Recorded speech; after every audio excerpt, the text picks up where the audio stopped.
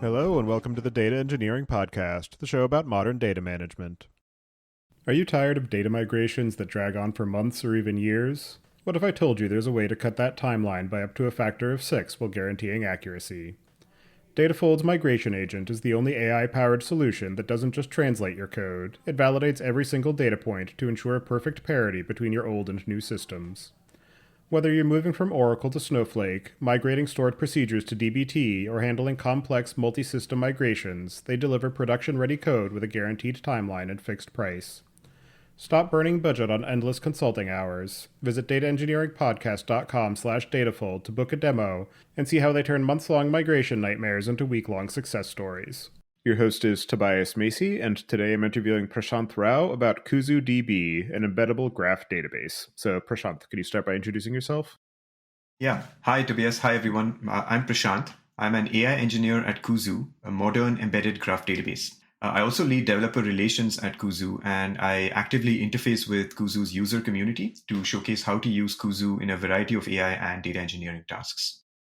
And do you remember how you first got started working in data? Absolutely, yeah. So my background is actually quite varied. So I'd like to start a bit from the beginning. I have two master's degrees, one in aerospace engineering from the University of Michigan and another one in computer science from Simon Fraser University in Canada. In between these two degrees, I worked in applied physics, where I was running numerical simulations for computational fluid dynamics tasks. And here I built a lot of computational work experience and the ability to formulate problem statements and clearly work through an analytical solution. In my computer science master's degree, I specialized in NLP and machine learning, where I was learning about classical machine learning techniques in NLP. But just then, the BERT model came about. This was in 2018, and transformers were just taking off in the AI world. So in the middle of my program, I landed an internship as an AI engineer at the Royal Bank of Canada. And my first exposure to graphs and graph databases was at this job. So I was using Neo4j at the time to build a proof of concept graph application where we were trying to do client prospecting. And I was using combination of techniques from NLP, information extraction, and other methods to gather data from various sources to build knowledge graphs. And I found this entire process really fascinating. So in between, I worked in a couple of other companies once I finished my program in healthcare and manufacturing, both with graphs and other database systems. And I've done a ton of work in regular data engineering, like most people do, I guess. But it's also been interspersed with a lot of AI and machine learning tasks. And I found Kuzu, where I currently work, when I met our CEO, Semi, at a local meetup in Toronto, in Canada. And after that, I was just hooked. I continued engaging with the Kuzu team in open source. And a few months later, I realized that our visions were aligned. So I joined Kuzu later that year in 2024 to spread the word and get more people excited about it, just like I am. And so, digging into Kuzu itself, can you give a bit more of a context of what the actual project is and some of the story, at least as far as you understand it, behind how it got started, and I guess a little bit more about why you in particular want to spend your time and energy focused on it?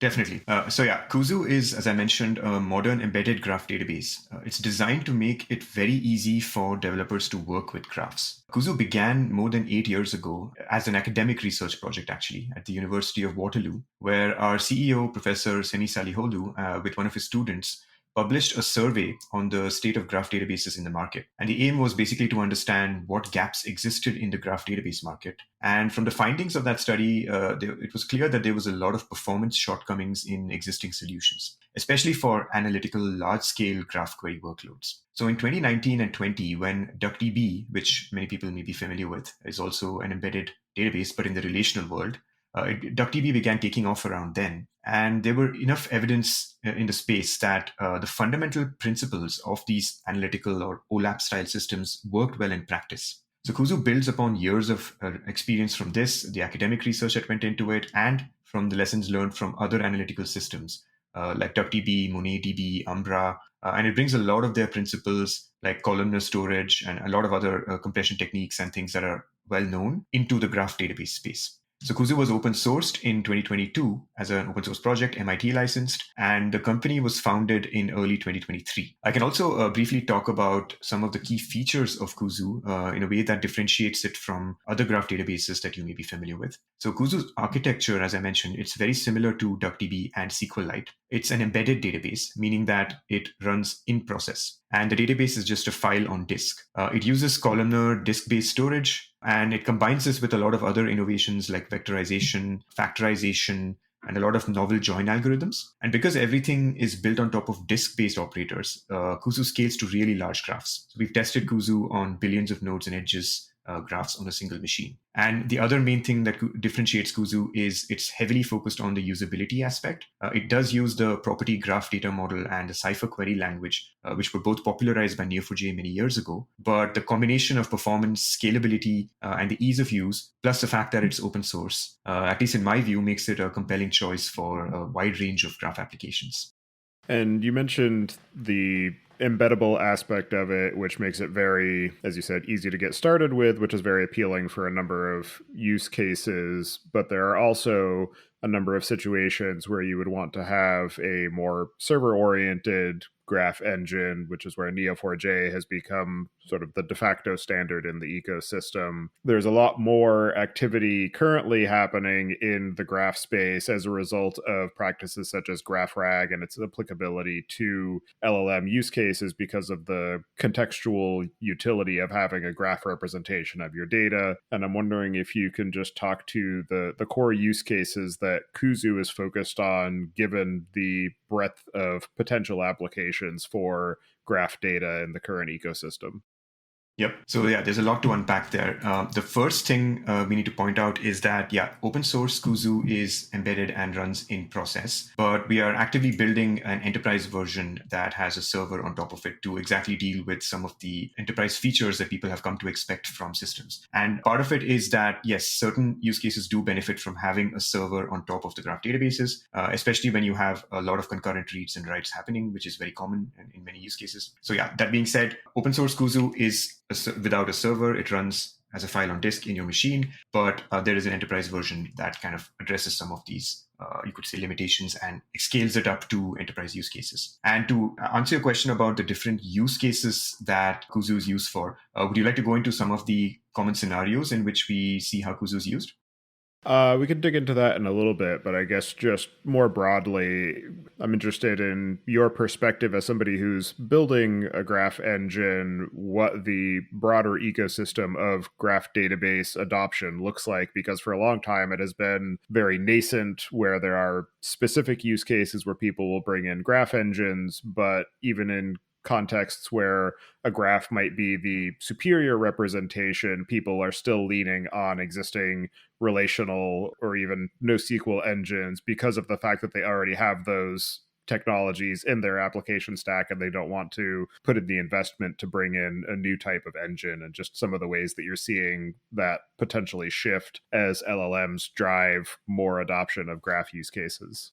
Yeah, that's a great question. Yeah, I'd like to highlight that part about your point where people tend to think of graphs as a very specialized use case or niche use cases. Historically, graph databases have been applied in highly specialized domains, social networks, fraud detection, recommendation systems, and so on. But as you mentioned, the arrival of LLMs has, I think, reinvigorated the interest in not just graph databases, but in how graphs are used in these applications. So we are seeing more and more applications where combining the benefits of vector retrieval and graph retrieval can actually provide better context to these LLMs in GraphRag systems and beyond.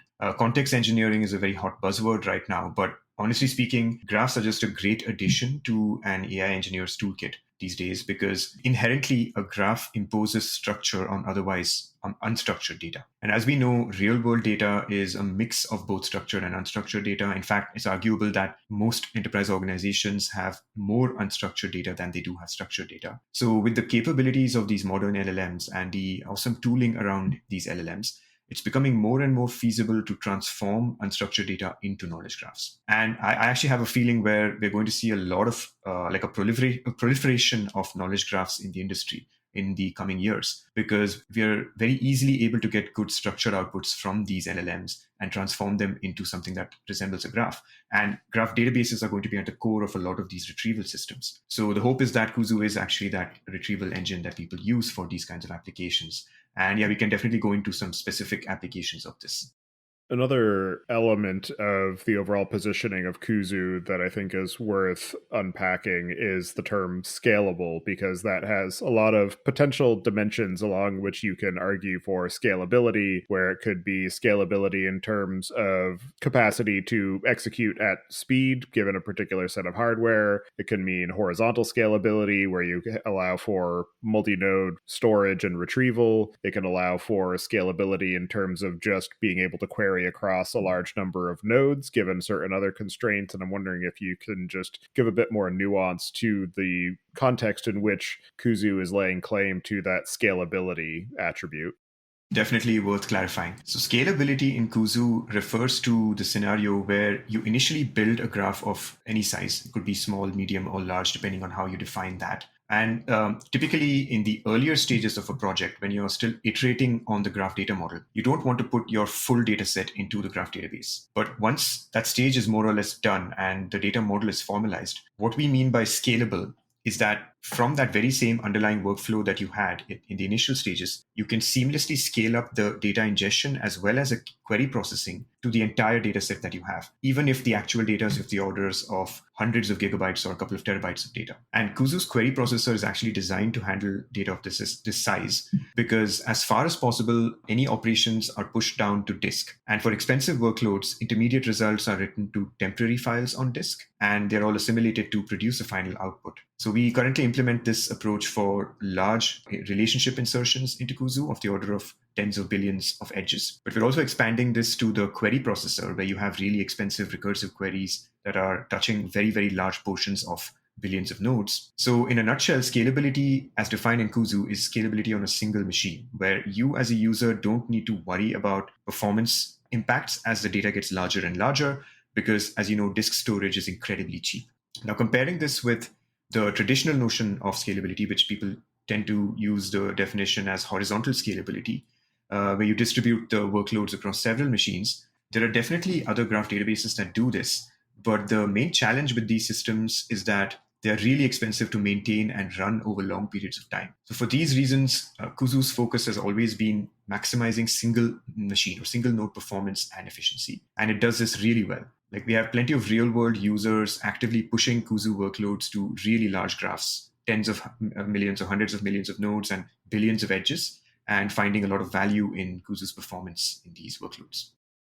The other typical reason why, at least in an operational context, you would want to have horizontal scalability is for reliability guarantees or uptime guarantees, where if a single machine fails, you have other machines that are able to take over, and then you can re-replicate the data on another machine that comes into rotation. I'm sure that that's probably part of your overall goals for the enterprise system, but I'm just wondering, given the fact that you do have the write-ahead log as part of the default operation of Kuzu, what are some of the potentials for being able to consume that write-ahead log and use that as a replication mechanism for maintaining a hot standby or something like that for cases where you do want to have high uptime guarantees with Kuzu as the actual graph engine?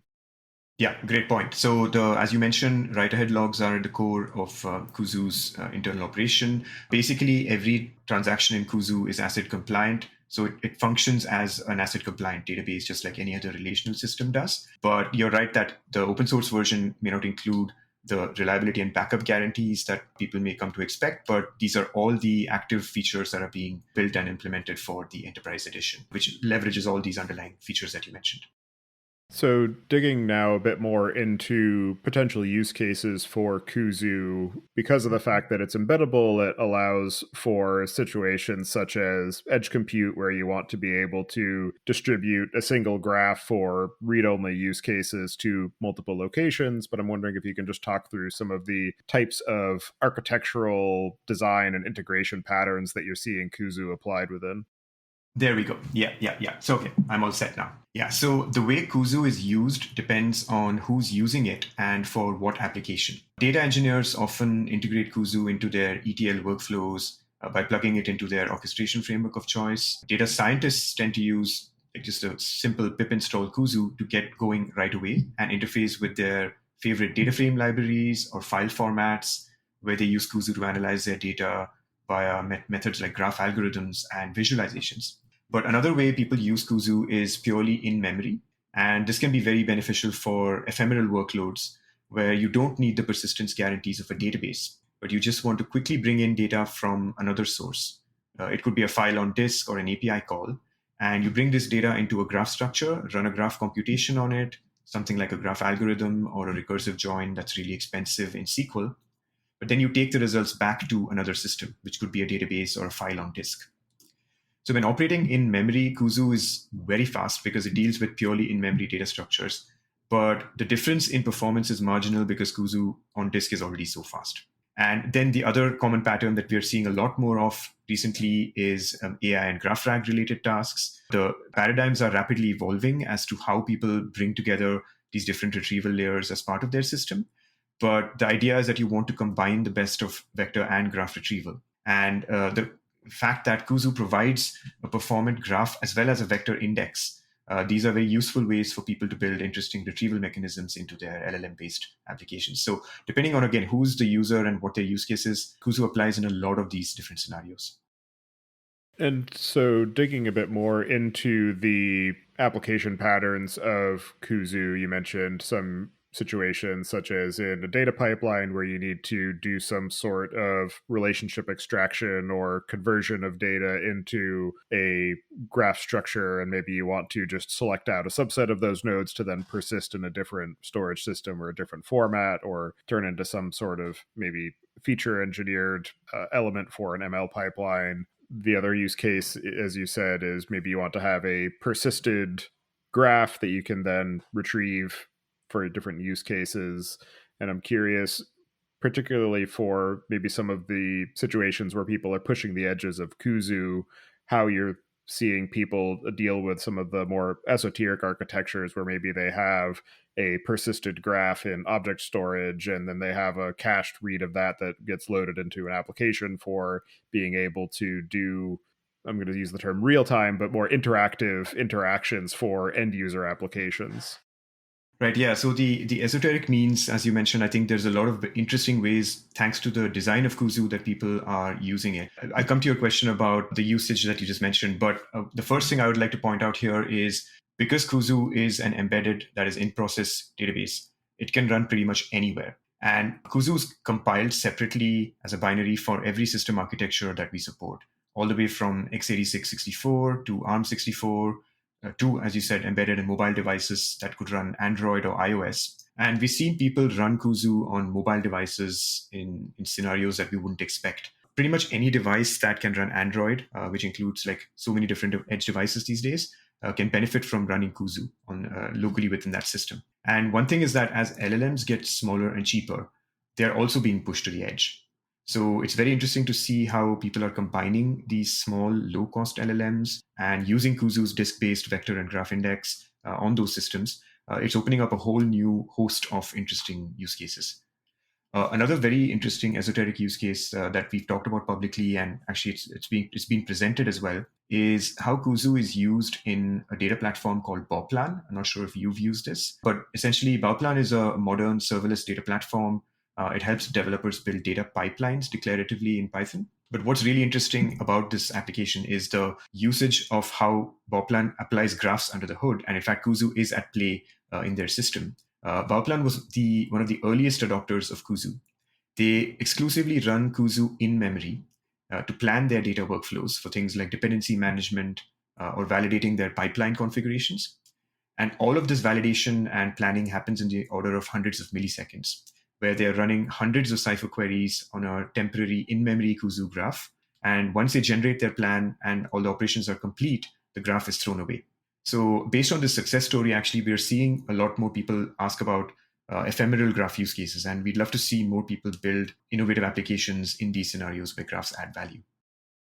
One of the other interesting aspects of Kuzu is the set of extensions and integrations that are available. And I know that one of the options is using the HTTPFS so that you can store and retrieve Kuzu databases from object storage or other external locations. It also, similarly to DuckDB, has the capabilities of integrating with other table formats. So Iceberg in particular is one that has gained a lot of attention in recent years. And I'm curious if you can talk to some of the use cases as well as challenges of integrating with some of those external data stores, such as Iceberg or data lakehouse architectures.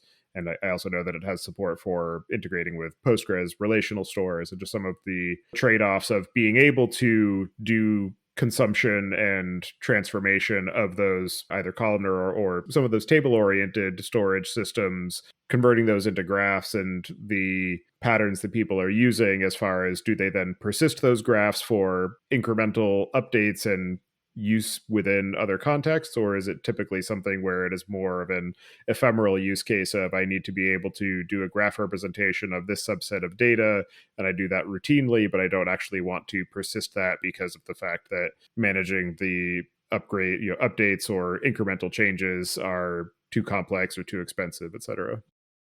So we can talk about the first aspect, which is the way Kuzu interfaces with these external storage systems. And the first point to clarify there is that on these external systems, for example, Iceberg or any data lake, Kuzu can directly scan these systems.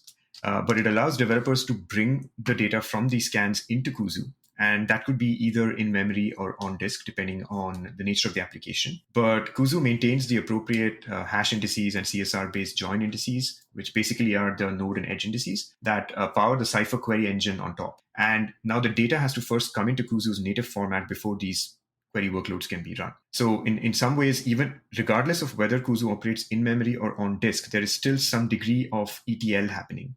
So to maintain data freshness, you could leverage tools like Daxter, Prefect, or Airflow, or any of these modern tools to orchestrate the data movement based on the change data logs of what data has evolved in the upstream system. Now, there's some more ideas on this that the core team at Kuzu has been mulling over. And this is related to what's called zero copy operations, where we're considering implementing features where you could essentially run zero copy Cypher on top of relational systems like Postgres or Iceberg. And in this approach, you don't move the data over into Kuzu. You scan the table in the current state as we currently do, but Kuzu would only manage and create indices on top of those tables. It wouldn't actually copy the data into the Kuzu storage layer. And using this approach, the query processor would operate on the data that is still in the primary source. The data never leaves the primary source. So we did actually have an active branch in our repo where we tested some of these ideas in Postgres, and they definitely show a lot of promise. So it's something that's on our radar, and depending on the interest from the community, this is something we would revisit. And I'm sure there are other teams thinking about this as well. But yeah, we are actively looking into making Kuzu function in a much more seamless way with the existing data formats out there. I think in particular that's an area that is underserved in the overall graph market. The only engine that I've come across that offers any sort of similar capability is, I believe, Puppy Graph, which is a paid-only product as far as being able to do graph representations over data that exists in lakehouse formats. And I'm wondering if you can talk a bit more to some of the complexities of managing that zero copy index and the translation of graph into the underlying tabular representations, and maybe some of the ways that there are opportunities for extension of things such as the Iceberg or Delta formats to have more graph native primitives available within their table catalog or table metadata to be able to help with some of that translation effort or help with reducing some of the scan and processing necessary on the actual underlying files.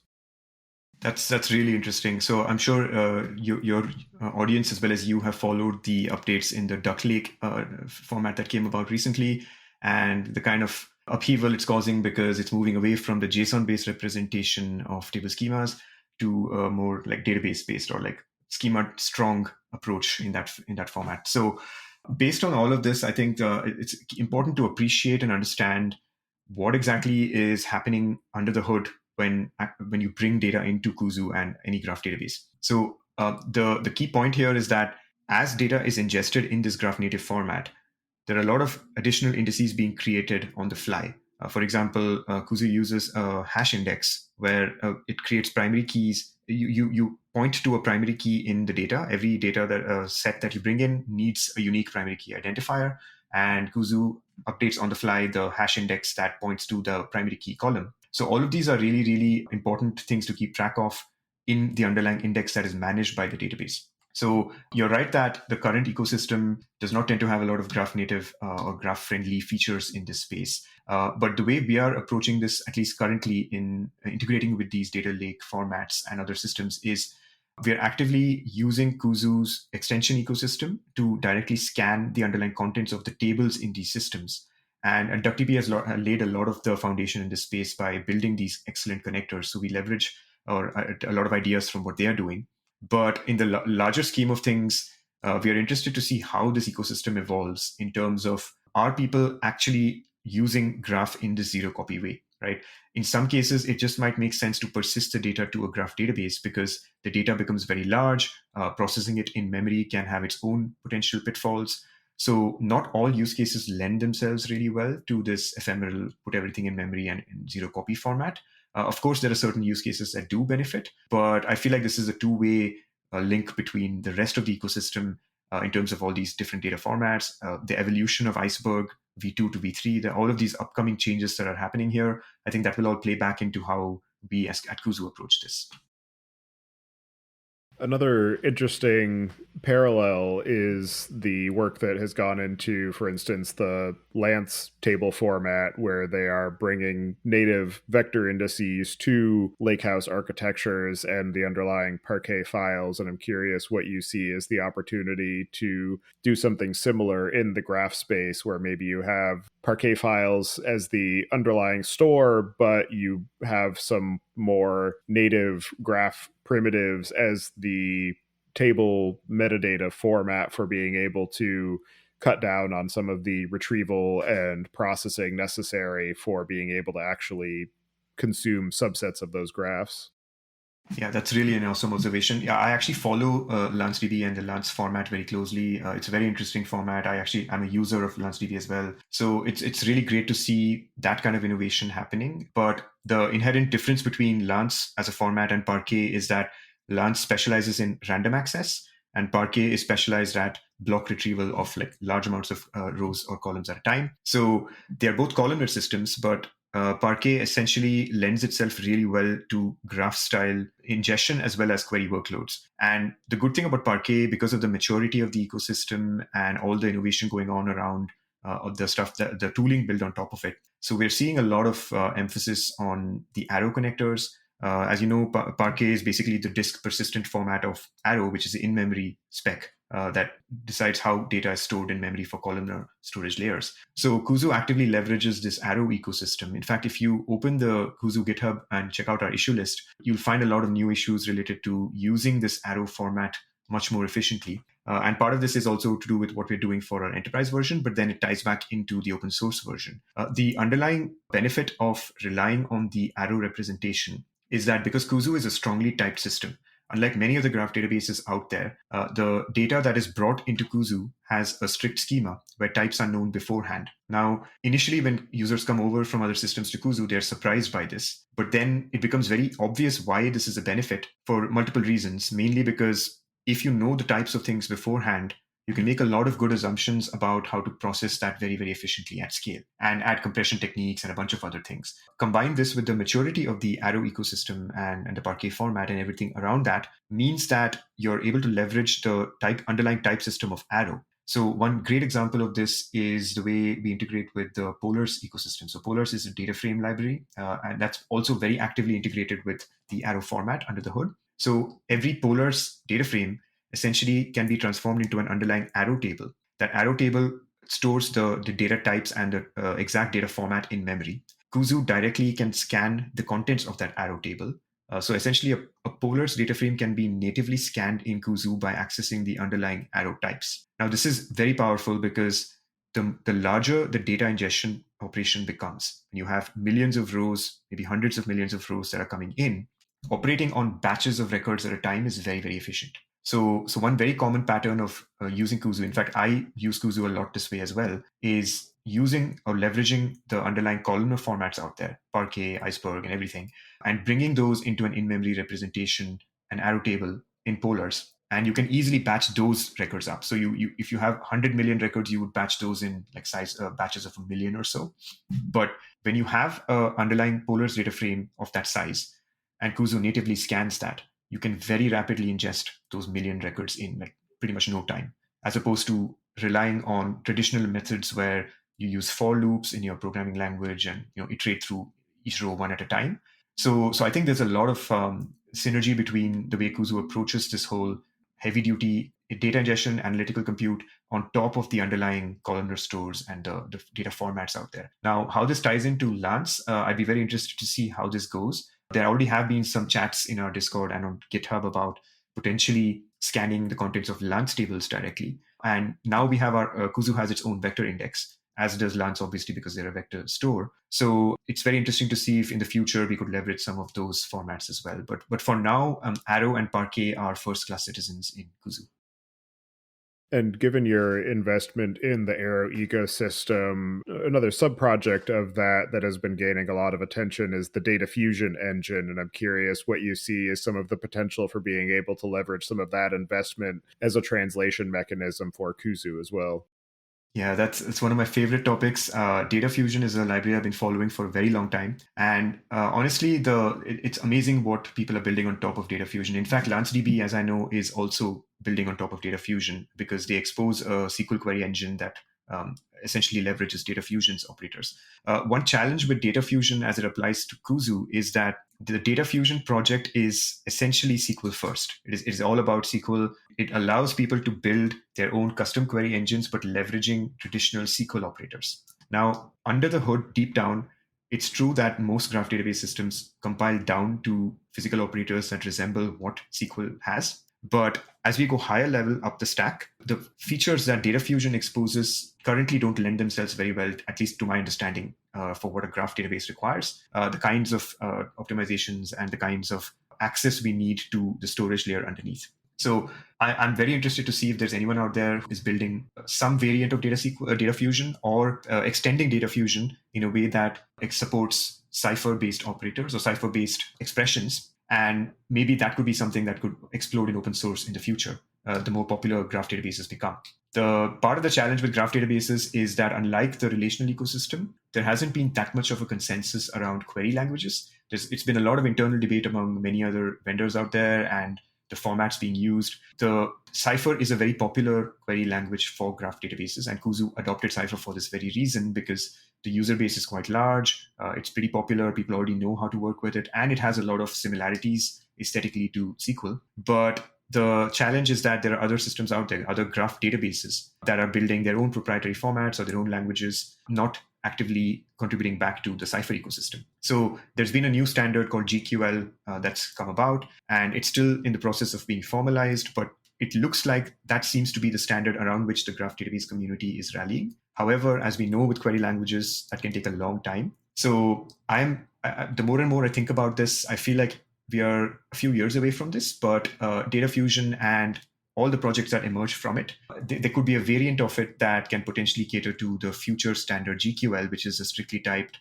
query standard or a language standard for graph query languages. So yeah, I'd love to see where that goes, and maybe, who knows, we can play back into that ecosystem as well. Yeah, you beat me to the punch on that one. I was going to ask about GQL. And I think it's also interesting, given some of the conversation around interop with things like Parquet and the very column-oriented ecosystem around analytical use cases. And to your earlier point about Kuzu at its storage layer being being column-oriented.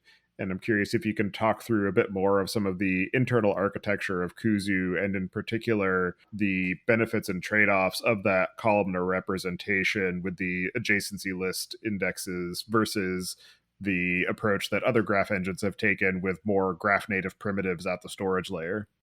Definitely. So ultimately, every database, whether or not it's a graph database, it makes a decision between being a row-oriented system versus a column-oriented system. If you're optimizing for reads or scans or analytical queries, then it's pretty much a given that a columnar design is better than a row-oriented design. And you'll see pretty much all the analytical databases and OLAP systems out there following this column-oriented design. The thing with graph databases, the kind of query workloads you see in graphs, these normally contain really hard or expensive read queries. For example, finding paths between entities or patterns in the data, instead of like write or transaction-oriented workloads. So for these reasons, Kuzu basically embraces the columnar design, and it uses essentially a lot of innovations from that ecosystem in the graph database space. Now, going into columnar storage as such, the benefit of columnar storage is you're able to process blocks of records at a time than processing one tuple at a time. And this enables a lot of downstream benefits, which is all queries in Kuzu will now execute in a vectorized fashion. It's able to access these underlying blocks of columnar stores. So it's very similar to how other OLAP systems like DuckDB and ClickHouse do it. The other thing is that queries can also execute in a parallelized manner. We use Morsel-driven parallelism in Kuzu. So combining this with the other benefits of columnar storage, vectorization, using multiple threads on your device becomes very simple. The queries become much faster as a result. And in addition to this, there are some other novel techniques introduced in Kuzu. One of these is factorization, where you get significant performance benefits in certain kinds of queries, where you have intermediate results, but these are compressed when you evaluate the many-to-many joins. And the result of this using factorization is that you get an exponential reduction in the size of the result being processed at runtime. So we're seeing a lot of benefits in terms of certain classes of queries running way faster than they would in traditional graph database systems. And then from the join algorithm perspective, as we know, one of the most expensive kinds of queries that you could run in a graph database are these recursive joins, or many hop joins, where you are traversing paths of length greater than 2 or 3 or 4. And for this, the query planner in Kuzu seamlessly combines two different join algorithms. One of them is the common binary join, and the other is the worst case optimal join. And these allow different kinds of queries to benefit from this sort of fusion between the two. For example, binary joins work really fast for acyclic style queries, but worst case optimal joins are known to be faster when there is a high cyclic component. So having all these heuristics in place and bringing together all these different innovations at the storage layer as well as a query processing layer is basically what makes Kuzu really, really fast. And as a side note, I also recommend reading some of the techniques that I've just talked about in much more detail in the Kuzu blog. It's basically blog.kuzudb.com. The name of the article is Why Graph Databases Need New Join Algorithms. And it was written by our CEO, Semi, who's a professor at University of Waterloo. These are techniques that have been around for quite a while, but bringing them together in one single product, into a usable industry product, I think that's where Kuzu really shines. As you have been working with KuzuDB, working with the community around it, what are some of the most interesting or innovative or unexpected ways that you've seen it applied? One of the really interesting use cases that I mentioned to you is the way Bauplan is using it in ephemeral workloads. So till recently, the idea or the impression that people have of graph databases has been that they are these expensive monolithic pieces of software that are essentially alternative to relational systems. You could use them in different primary data store scenarios. But the way we are seeing Kuzu use and the way we want to explain to others is that graph databases are actually not a replacement for relational systems. They are actually a very good complement to not just relational systems, but many other tools out there. They are essentially a different way of a retrieval mechanism. And that's basically what we are seeing right now in the different ways people are using graphs. The Bauplan use case was an ephemeral load where you actually have no need to persist the data and you just want the query engine or the compute capabilities of the database. Having an embedded architecture really benefits this because now the database can move to where the data is. It doesn't actually have to be this system that is sitting distinctly in a server somewhere. So that's one very interesting application. The other very, very interesting use cases we're seeing is pushing graphs to where they have never gone before. Things like edge devices or mobile devices. There's a lot of focus on the data privacy of how data is stored on systems. But then when LLMs are involved, the fact that you're potentially sending private data to an LLM server somewhere remotely and bringing that back. So having an embeddable architecture, having this unique innovations for all the storage and query processing brings these new capabilities to the devices that are in that sandbox. You essentially operate the database and all the tools around them in that sandbox. So as these models improve, as hardware improves, as we see more performance coming out of these different systems, it's going to be very interesting to see how people are pushing these. And we're already seeing some innovations around using graphs in very, very low resource devices. That being said, there have always been use cases for graphs where you do need to run very, very large, expensive workloads on billions of nodes. So that is still very much, I think, a lot of interesting use cases we're seeing in the community, as well as people who have been pushing graphs to the limits. So yeah, I think Kuzu applies in such a wide range of scenarios that it's going to be interesting to see where it picks up in popularity. And to that point of edge use cases and use cases where you wouldn't typically have a graph database available, I also noticed that you have a WASM compiled target for KuzuDB, so you could load it into a website and have a knowledge graph natively as part of the website delivery without having to have any server-side component for managing the querying and traversal. And I'm wondering, too, if you have any interesting either applications or ideas of applications for that particular compile target as well. Yeah, thanks a lot for bringing that up. That's a very important point. So the WASM build of Kuzu, exactly as you said, it's designed to run in browsers, pretty much any browser. Now, the thing there is that, yes, the graph database is embedded in the database in the browser itself, and there is no data ever leaving that existing browser session. So the moment you close the browser and the session, the data is lost. So in fact, the Kuzu demo, if you go to the website kuzudb.com and click on the demo link, that's essentially an embedded WASM database running in that browser session that you in your tab of your browser. So we've actually published a blog on this in our blog.kuzudb.com as well, where we actually ran a local LLM, and it uses the web GPU that runs in your browser. So essentially, every browser has a GPU component to it. It can access the internal GPU on your machine. So the LLM that we used in that scenario was actually able to run, obviously not a very big model, but it was a very low-cost LLM that could run in the resources available in the browser. Part of the limitation there is that the browser imposes strict memory constraints on that session. I believe the limit is in the range of 4 to 8 GB or so of memory, which is not that much memory, to be honest. So inherently, the database as such is not the bottleneck. The graph database runs very, very smoothly in the browser. In theory, you don't need to use LLMs with it. I could see use cases where, let's say you're in a very, very sensitive environment in like a healthcare organization or a bank or a government organization, and you have the open source library available to you. You would essentially deploy the WASM database in your internal session in that browser. Any data that it sees is guaranteed to be only within that session, because the whole idea of the WASM is that the data never leaves the browser. And obviously, in those scenarios, the browser will obviously not be connected to the internet, and there's a whole set of other security aspects in place. But the idea is exactly that. There are so many niche use cases where you may want to enclose the operation of the database within that environment. So just like you have edge devices where the data never leaves that device, you also have browser-based sessions in WASM where the data never leaves the browser. And all of these are, again, unique ways in which Kuzu can be used to unlock new use cases. And in your experience of contributing to Kuzu, helping to popularize it, your overall experiments, what are some of the most interesting or unexpected or challenging lessons that you've learned in the process of working on the project? So I've spent about 2 years, just under 2 years at Kuzu right now, and I've worked in the graph database space for, I think, almost 6 or 7 years. And what I found the most unexpected in my time with Kuzu is how often graphs are either misunderstood or undervalued. Now, a lot of enterprises think of graphs as this niche or expensive alternative solution to their existing tools. And I've found that people tend to force fit their workloads that would benefit from a graph to some kind of other solution, like a relational tool using SQL. Now, my experience shows me otherwise. When I come across tools like Kuzu, it's pretty simple to make a decision as to when the graph is beneficial for the use case and when it is not. And you can easily adapt your workflows in a very cost-efficient way. Like, you don't need to replace your existing solutions with a graph database. You can complement them with a graph-based approach. And this is just as true for things like RAG. People tend to think of RAG and they treat it synonymously with vector search.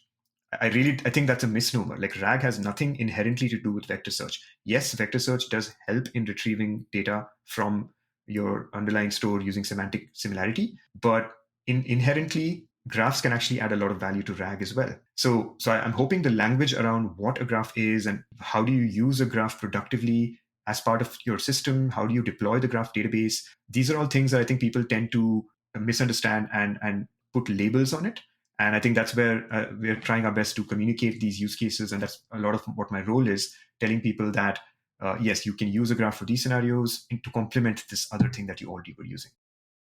And for people who are looking to leverage graph capabilities for their particular workload, what are the situations where you'd recommend against using Kuzu? Okay, yeah. So it's important to know this. First of all, the kind of workload matters. Any scenario where the workload is inherently write heavy. By write heavy, I don't mean doing a lot of writes. Essentially, I'm talking about traditional transactional use cases. For example, if you are an online e-commerce platform and you need to ingest millions and billions of orders into the website. For those kinds of scenarios, relational systems have been tried and tested. They do their job really well. It really does not make sense to use a graph for those kinds of workloads because they don't benefit from the underlying storage mechanism and the relationships in the data. And essentially that ties into how people are using or what kind of queries they are writing. If the query workload is inherently an aggregation kind of query workload, where you're trying to efficiently compute aggregations or grouping on billions of records, again, relational systems do this really well. They've done it for decades. It only makes sense to introduce a graph into your use case when you find that these other systems have performance limitations or the queries become really, really verbose. These are where I think the graph use case really, really shines. One additional thing I've recently noted because of all the work I've been doing with LLMs and AI is that the idea of using LLMs to write queries, either SQL or Cypher or any other language. LLMs obviously are like they're outputting tokens, and query verbosity does make a difference. To express many hop joins in SQL, it is a lot more verbose than the equivalent query in Cypher. So for me, it was very interesting to see the difference in the work that's been done on text to SQL. Text to SQL is basically using an LLM to write SQL for you versus text to Cypher, where you use an LLM to write Cypher. And I find that modern LLMs, like really good LLMs, write really good Cypher. Part of it is they have learned some Cypher from the amount of training data that's out there, but also the other part of it is that Cypher is not as verbose as SQL for many hop joins. So certain kinds of queries actually can be very easily written by these modern tools. In a like packaging all of this into a single statement, I really think that graphs are underutilized, and there's definitely a lot of scope now to use graphs and inherently graph queries in different use cases that were not talked about before. Yeah, just briefly enumerating some other applications of graphs, particularly in the data engineering context that I've come across. I think one of the more notable ones is in the context of things like entity resolution for purposes of master data management. And I'm curious if you're seeing people using Kuzu in that context because of the fact that it's lightweight and just maybe some of the more write once, read many situations in that data processing and data discovery context. Yeah, that's a very, very good question. And in fact, I was going to bring it up if you did not as well. So this ties into my previous point about there is so much unstructured data out there. And we are now at a point in time where we have the tools like LLMs and all the additional safeguards around them to bring the data from that unstructured form into a structured form like a graph. So we are, I think, still in the early days of it where we don't yet have that explosion of knowledge graphs out there being created from these different AI-based methods. But the first challenge that people will face when they build these graphs is that you need some form of entity resolution because LLMs have great contextual understanding of data, but inherently in every data set, there is going to be the same entity that is mentioned in different ways. And unless you explicitly ask the model to disambiguate them or do something specific to it, you're going to have graphs with duplicate values in them. So in fact, the Kuzu user community is actively engaging with us on this. I've seen a lot of users actually not only work on these, but actually build useful tools with this. So as a database company, we actually actively leverage the user community alongside us to not only understand what use cases are happening out there, but also build on top of us. So I think that's the way I see this going. We have a lot of powerful AI tooling around that is happening, is innovating in its own pace outside of the database space, but there's plenty of room for innovation for tool builders to come up with let's say, a convenient developer-friendly way for organizations to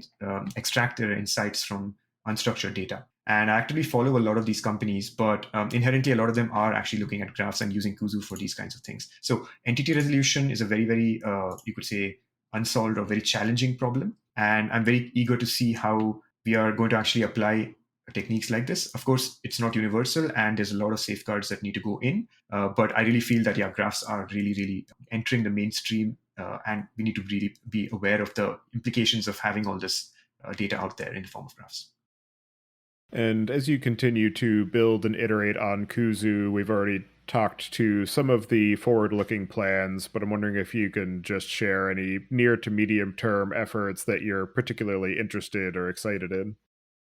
So the first and foremost, the most important one is that we are actively building an enterprise version of Kuzu. So first, I would recommend people go to KuzuDB.com to check out for some more information on this.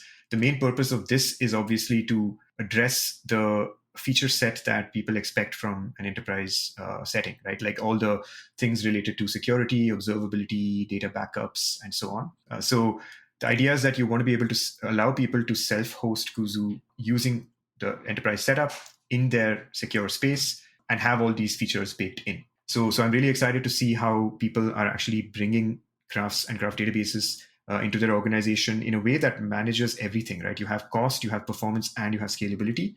I think the combination of these three is quite hard to achieve with many other solutions. So that's the part I'm actually really looking forward to see how it evolves. Also, I want to say one of the driving ambitions of the Kuzu team is that we want to be the most widely deployed graph database in the market. SQLite is the most widely deployed database in history. DuckDB is hugely popular and loved by its user community. So we want to be on that level, but in the graph database space. So it's still, I guess, early days for us compared to these other tools. But looking at the way we've been received and the way people are using graph databases in these all sorts of different applications, it's quite exciting to see where this is going. And just one last thought that came to mind is in the context of things like SQLite or DuckDB and relational engines in particular, when you're using them in an embedded context, it's usually with some host language. Python is obviously a very popular one. There are a lot of translation tools for Python objects to SQL in the form of various ORMs. I'm curious what you see in the ecosystem as far as a similar construct for graph queries for being able to programmatically generate the appropriate queries, but with a more idiomatic host representation in that language context. Yeah, that's a fair question. So I follow the relational ORM ecosystem pretty closely. I've worked with a lot of those myself. So I've seen a few implementations of OGMs, object graph mappers. And now the thing is, they apply to certain scenarios where you could say, row-wise or record-based operations in a transactional sort of use case. Like if you used any of the other transactional systems, ORMs came out of that ecosystem where you are inserting or reading one record at a time. But inherently, an analytical workload does not lend itself well to those use cases. So the more I actually began experimenting or playing with these OGMs and ORMs, I began realizing that when you actually use an analytical database, like let's say ClickHouse or DuckDB or any of the other systems out there, the way you write as well as read data is drastically different. And everything in those analytical systems is tuned towards these columnar, batch-based operations. You don't want to handle single records as far as possible, especially during writes. So the same principles actually apply to Kuzu as well, because it's built on those analytical design principles. And while I'm not saying that Kuzu should not support those kinds of paradigms, but currently the usage pattern that we see is that we have this parameterized query representation in every language that we support.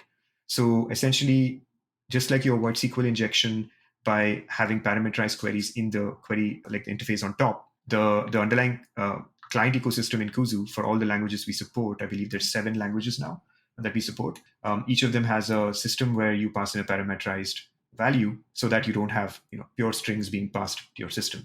So that being said, it is not the same as ORM or OGM where you actually have object mappings. So I'd like to see how this evolves. Currently, I see DuckDB's ecosystem, and the primary way people interface with them in SQL is they tend to just write parameterized SQL queries and use these powerful integrations in the ecosystem, like data frames, the same way we do in Kuzu, actually. Like the recommended way I always tell people to bring data into Kuzu and query Kuzu and even output data from Kuzu is, at least in Python, leverage the data frame ecosystem. Data frames are incredibly powerful data structures. They're optimized for not just columnar operations, but very, very like rapid, efficient in-memory compute. So during data ingestion, you have so many benefits by leveraging this data frame columnar structure that you already have at your disposal. So rather than inserting records or reading them one at a time, it makes sense to just offload that responsibility to these powerful tools. So yeah, I know that it doesn't directly answer your question, but I'm pretty sure we're going to see some movement on this. OGMs are definitely a thing. I've seen them around. I'd like to see maybe how other people are using them. And just quickly, too, on that point of integrating with the data frame ecosystem, I know that Python also has a very rich ecosystem of graph libraries. NetworkX is one of the more widely known ones, but there are also a lot of them that are more focused on novel graph algorithms or more performant implementations of graph algorithms. And I'm curious what you see as some of the translation layer between those graph-focused Python libraries and persistence and retrieval of something like Kuzu and the translation to and from Cypher. Yep. So Kuzu directly off the bat supports NetworkX graphs. The way it works is when you have a graph that is stored and persisted in Kuzu, you can query it using Cypher, retrieve the subgraph that is of interest, and then directly output that into a NetworkX graph, which essentially outputs Python objects that represent the internals of a NetworkX graph object. Now, that's extremely powerful because the data that you had was sitting on disk in an efficient form, compressed in Kuzu. But on demand, you can run any Cypher query to retrieve a subgraph, translate that into a NetworkX format, run any NetworkX algorithm on it, because NetworkX has, I think, pretty much the biggest suite of graph algorithms out there for any library. And then the moment you have the computation of that done, the output of that can be a data frame. And now you use the power of Kuzu's integration with the data frame ecosystem to rapidly ingest the graph algorithm metrics back into the Kuzu graph. So this is a very common pattern we use for graph algorithms. That being said, NetworkX is not the most performant method to compute on very, very large graphs. So we are actively working towards making that a lot simpler. We already have a graph algorithm extension in open source Kuzu. You can check that out in the documentation page. But basically, the goal of the graph algorithm extension in Kuzu is to allow people to directly run graph algorithms. Some of the most popular graph algorithms out there, like PageRank and Louvet clustering and so on, all of these are running natively on disk in Kuzu. So by leveraging Kuzu's internal operators, we are able to scale this up to really large graphs. So the goal obviously is to support as many graph algorithms as possible. I believe we currently support 6 with a few more on the way in the next release. But for any algorithm that is not supported internally within Kuzu, we hope to make the extension ecosystem also more easily accessible to contributors, external contributors, in a way that there's already a very active graph algorithm community in the C++ world. They actually parallelize graphs at scale. We are wondering if maybe some of those contributors may be interested in plugging into the Kuzu ecosystem. So yeah, there's a lot of different ways we could approach this, but in a nutshell, NetworkX and native graph algorithms are the way to go in. Are there any other aspects of the Kuzu project, the applications and architectural paradigms around it, or the ecosystem that is growing in the overall space of graph applications that we didn't discuss yet that you'd like to cover before we close out the show? So I think we've covered all the big ones, actually. The way graphs are used more and more as context for these AI applications, I think that's a big one we are very actively focused on right now. Of course, not forgetting the traditional use cases of graph databases, which is large-scale computation. So we would love for users to actually use Kuzu in these diverse settings. One use case I didn't mention, I think I forgot, is serverless settings on the cloud. So essentially, container-based systems, they tend to run ephemerally on serverless systems like Lambda on AWS and their equivalents in other cloud services. So there are use cases we are seeing where people want to run an embedded graph database within that Lambda instance and then shut it down once the computation is done. It's kind of like an in-memory service, but actually it's not, because there is a memory allocated in the VM for that serverless instance. So there's so many different ways I think people are using graphs on disk, in memory, on the cloud, locally. So yeah, I think we've covered pretty much the wide horizon of different ways Kuzu enables different use cases here, and keeping performance, scalability, and cost effectiveness, I think, at the forefront of the whole design. All right. Well, for anybody who wants to get in touch with you and follow along with the work that you and the Kuzu team are doing, I'll have you add your preferred contact information to the show notes. And as the final question, I'd like to get your perspective on what you see as being the biggest gap in the tooling or technology that's available for data management today. Awesome. Yeah. Because I work in graphs, my answer is geared towards this topic. I go back to that point about entity resolution, where I feel like there's so much scope for building user-friendly tools for people to do entity resolution at scale. Right now, I don't think there's any, at least based on my analysis of the market, there is still room for innovation on this space as to how you can build a tool to come up with a convenient interface. And by interface, I mean allowing people to bring their data from various sources, not only construct a high quality graph, but then work on these downstream aspects, removing duplicates, identifying missing values, essentially getting high quality graphs to a point where they are actively providing this invaluable context to downstream use cases like RAG and everything else beyond. So I think that there is a gap in that space. I think there's a lot of innovation happening already. So that is one space I'm going to be tracking very closely. All right. Well, thank you very much for taking the time today to join me and share the work that you and the rest of the Kuzu team are doing on bringing this technology to the market and the ecosystem. It's definitely a very interesting project, one that I've been following for a while. So I appreciate the opportunity to discuss it in detail and learn more about its internals and applications. So thank you again for your time, and I hope you have a good rest of your day. Thank you so much, Tobias. It was great to be on the show.